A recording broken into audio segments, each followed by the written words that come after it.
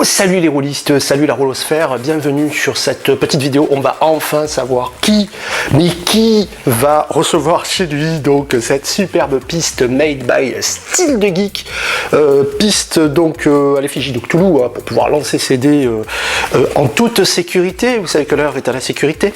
Comme ça vous ne risquerez plus de blesser vos collègues rôlistes, que ce soit votre maître de jeu, ou que ce soit le joueur à votre droite ou à votre gauche ou en face, puisque la piste va assurer votre sécurité. Et la bourse à dés faites main aussi, à la même effigie de notre cher et poulpesque Cthulhu. Alors voilà, donc ce matin, donc comme convenu, j'ai arrêté les commentaires donc à minuit et j'ai procédé à un tirage au sort aux alentours des 1h du matin afin de déterminer qui allait remporter ces deux petits cadeaux que j'enverrai dès aujourd'hui ou demain au plus tard. Juste avant cela, en fait, je voulais vous dire merci déjà parce que vous avez été nombreux, plus de 45 commentaires à me laisser donc des avis, des conseils, des encouragements. Enfin, c'est vraiment adorable. Merci beaucoup. C'est pour moi une source très importante. Ça me permet de m'améliorer, de voir ce qu'il faut mieux faire. Je sais que j'ai encore quelques petits soucis techniques qu'il faut améliorer, mais c'est vrai que pour avoir une image et un son de qualité, surtout une image de qualité, il faut du matériel de qualité, du matériel coûteux.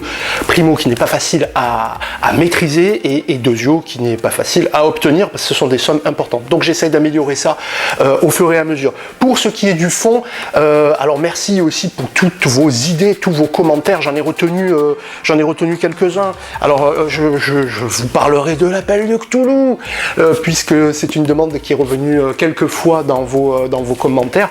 Donc la V7 que j'utilise, bon, je joue à l'appel de Cthulhu depuis la boîte originelle de Sandy Petersen, mais voilà, donc je vous ferai un petit focus sur l'appel de Cthulhu. Je reviendrai également, alors je parlerai également des Ombres d'Estérène. C'est un jeu de rôle très polémique, vous verrez, il y a beaucoup à en dire. Alors moi je ne m'attacherai pas à l'aspect polémique, c'est pas du tout mon intention, et je pense que c'est pas l'intérêt.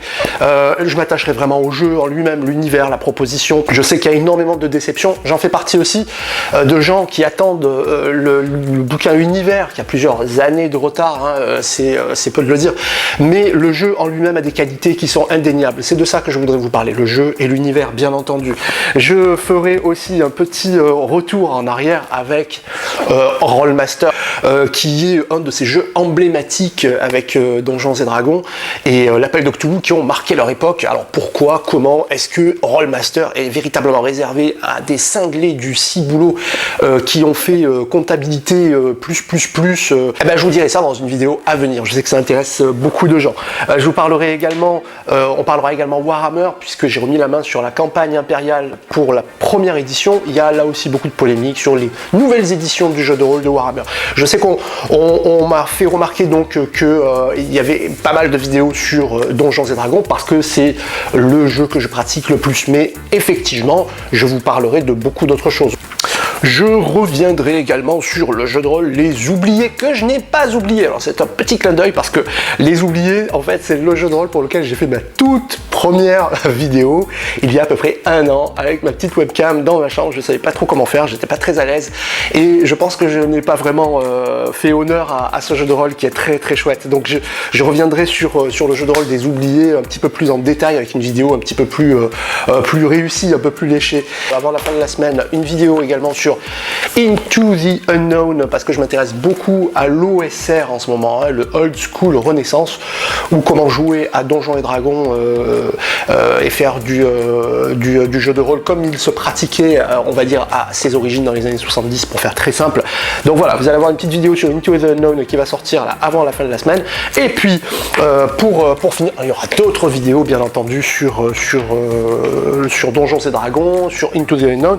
Alors je me disais aussi également que, alors à mes heures perdues, bien entendu, comme vous, je suis un démiurge en herbe, un créateur de monde complètement déglingué, et bien entendu depuis des années, donc je dessine mes cartes à la main. Je sais qu'il y a beaucoup de tutoriels qui proposent d'utiliser des logiciels. Alors moi, ce que je vais vous proposer, c'est des petits tutos pour apprendre à dessiner vos cartes. Ça vous sera utile, bien entendu, pour tout ce qui est médiéval fantastique, mais pas que, puisqu'une fois qu'on a maîtrisé un petit peu la technique, ça peut vous servir pour tout jeu de rôle. Voilà. Pour terminer, alors je sais qu'il va y avoir beaucoup de déçus, il y a un seul ou une seule élue pour aujourd'hui, mais il y en aura d'autres. Voilà ce que je vous réserve pour très bientôt. Il s'agira de gagner cette superbe petite bourse AD Beholder, hein, c'est Xanatar là, hein, c'est juste Xanatar, dans laquelle vous allez pouvoir ranger vos dés et qui est offerte très gentiment par Majestic Games, boutique de jeux de rôle, de passionnés de jeux de rôle, de jeux de société, de jeux de cartes qui se situe à Paris. Voilà, donc ça va être pour tout bientôt parce que le temps que je fasse cette vidéo, on est déjà près de 780 abonnés à la chaîne. Bon voilà, et alors je ferai un grand final pour les 1000 abonnés. Voilà, je ferai un petit quelque chose un petit peu particulier pour fêter les 1000 abonnés. Voilà, et écoutez, on va découvrir tout de suite qui est le gagnant. C'est parti.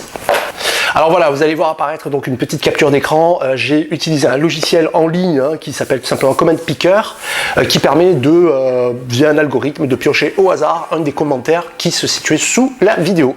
Et ben voilà, c'est Fabien de la Drôme qui remporte donc la piste et la trousse à l'effigie de l'appel de Cthulhu. Bravo Fabien, super. Je lis ton commentaire, donc je veux bien jouer, mais pour la maison du jeu de Saint-Donat, une chouette ludothèque où on lance le jeu de rôle. En plus, génial. Pour ce qui est de ma petite demande, pourrais-tu nous faire découvrir Dragon des studios Agathe? Je ne connais pas et j'aimerais ton avis neutre sur la dernière production française de ce type.